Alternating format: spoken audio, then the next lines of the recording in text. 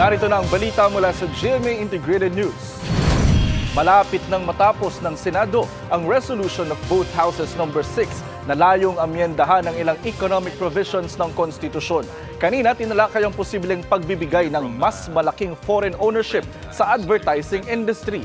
Sa mga susunod na linggo, magsasagawa ng public consultations ang Senado. Inasahang matatapos ang committee report bago ang State of the Nation address ng Pangulo sa Hulyo. Narito naman ang iba pang balitang binabantayan ng GMA Integrated News. Ekonomiya ng bansa sa first quarter ng taon lumago ng 5.7% ayon sa PSA. Mga maglalayag malapit sa Rosul Reef at Patag Shoal sa kanluran ng Palawan, pinag-iingat sa rocket debris ng China.